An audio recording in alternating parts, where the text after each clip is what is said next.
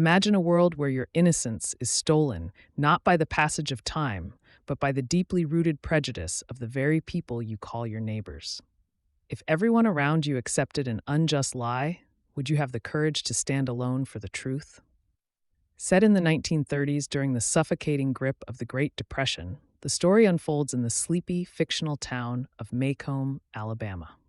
Narrated through the sharp, innocent eyes of a young tomboy named Scout Finch, the town initially appears as a peaceful community. Scout, along with her older brother Jem and their imaginative friend Dill, spends her summers obsessing over the mysterious local recluse Arthur Boo Radley. To the children, the world is a simple place of neighborhood rumors and childhood games, untouched by the dark realities of adult society. However, the fragile illusion of their peaceful town is shattered when Scout's father, Atticus Finch, a highly respected and morally upright lawyer, takes on a highly controversial case. He is appointed to defend Tom Robinson, a black man falsely accused of raping a white woman, Mayella Ewell. In a deeply segregated South, the mere act of defending a black man brings intense scorn, isolation, and danger to the Finch family. Yet, Atticus remains an immovable pillar of integrity. He teaches his children the profound lesson of empathy, that you never really understand a person until you consider things from his point of view, until you climb into his skin and walk around in it. He also instills in them the central metaphor of the novel. It is a sin to kill a mockingbird, because they do nothing but make music for us to enjoy. They represent pure innocence. During the tense and emotionally exhausting trial, Atticus systematically dismantles the prosecution's case. He definitively proves that Tom Robinson could not have committed the crime and exposes the violent, deceitful nature of the accuser's father, Bob Ewell. The evidence is undeniably clear. Yet, blinded by racial bigotry, the all-white jury convicts Tom. The devastating verdict shatters Jem and Scout's faith in humanity, marking a painful and abrupt end to their childhood innocence.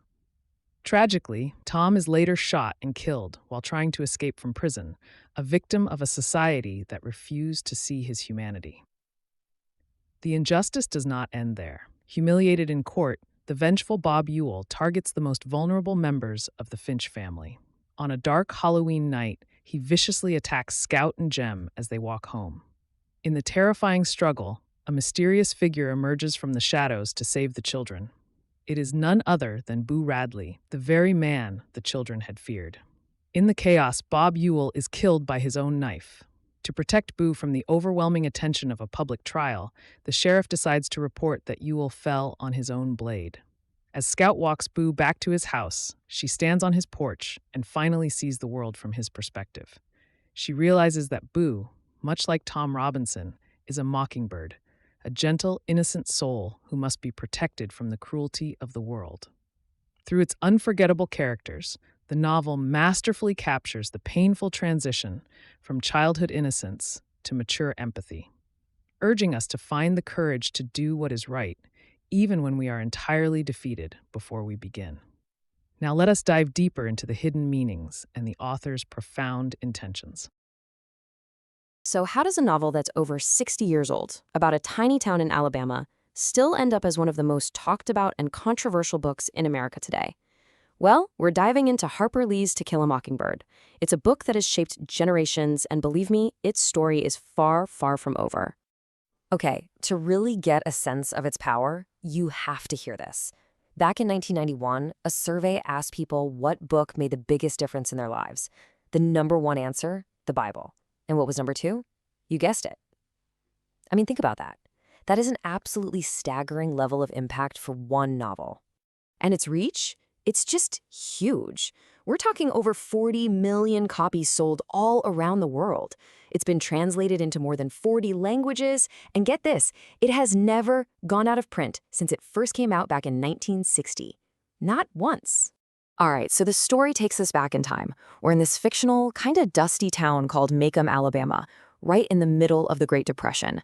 And the really cool part is, we see this whole world, all the prejudice, all the quiet heroism, through the eyes of a 6-year-old girl. Her name is Scout Finch. She's an unforgettable tomboy, and it's her innocent but brutally honest way of telling the story that really gives this book its incredible power.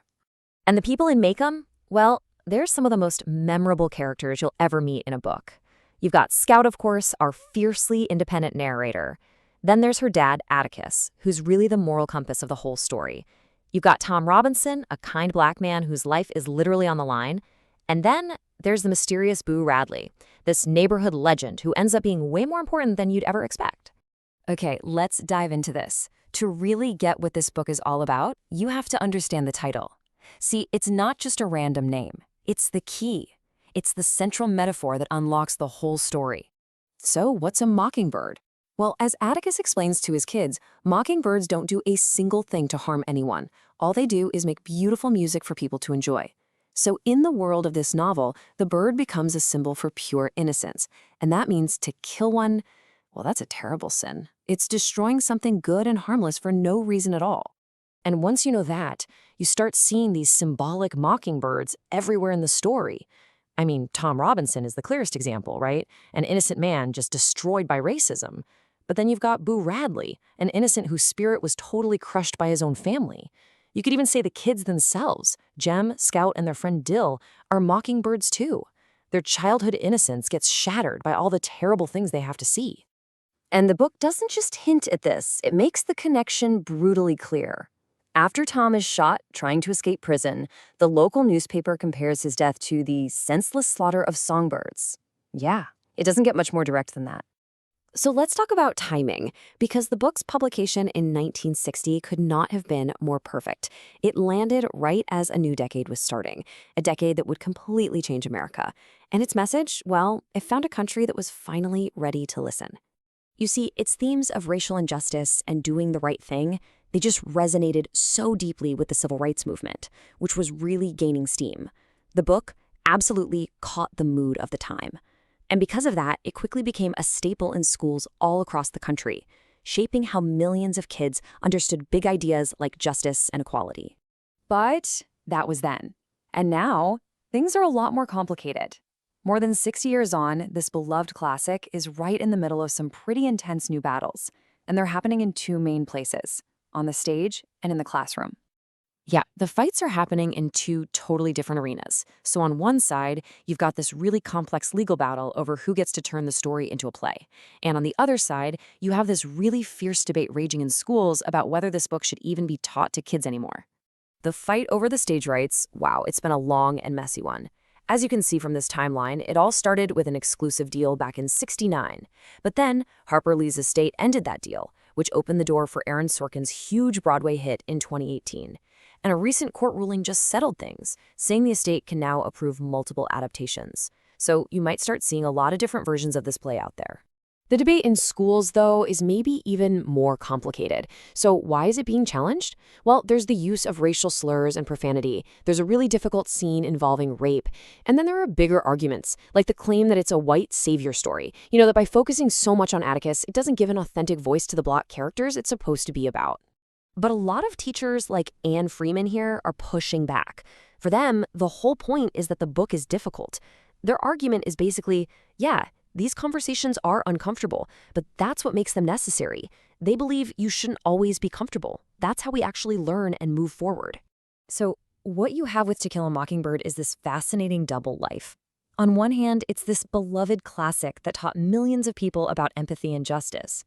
But on the other hand, it's this really controversial book that makes us ask some tough questions about race, about who gets to tell a story, and what we even want from our literature in the first place. And that really leaves us with one big final question at the heart of all this. What should a classic book do? Should it be something that comforts us, that reinforces what we already believe? Or should it confront us and force us to look at the uncomfortable truths about who we were and who we are today?